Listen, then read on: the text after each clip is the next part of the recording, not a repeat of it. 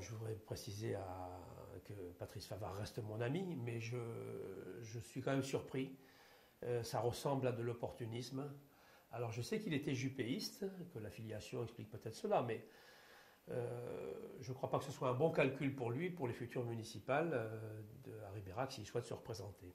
Mais comment vous comprenez sa démarche? C'est une démarche... Ça a été un fidèle dans le mouvement depuis le RPR, l'UMP, les Républicains, et je crois effectivement qu'il était plutôt jupéiste.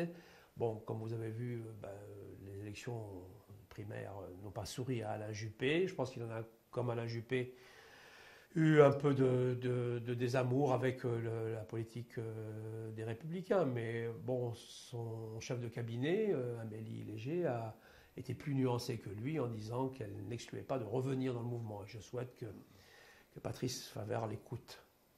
Vous pensez que c'est les derniers propos de M. Wauquiez qui... Écoutez, mis à part les propos sur Nicolas Sarkozy, dont Laurent Wauquiez s'est excusé, moi je ne vois rien à retirer à toute son interview.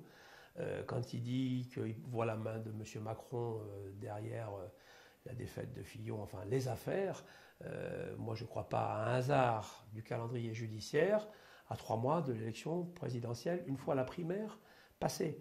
Donc, ça se passerait n'importe où ailleurs, dans une république bananière, on dirait non, mais c'est pas croyable. Mais là, je suis persuadé qu'il y a eu une instrumentalisation du pouvoir judiciaire.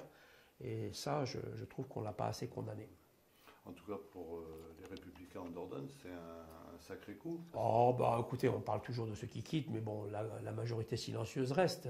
70% des électeurs, des Républicains. Et je vous rappelle que Laurent Wauquiez a été élu non pas par les militants du Parti Socialiste ou par les marcheurs, mais par les militants du parti La République, les Républicains, pardon. Et donc,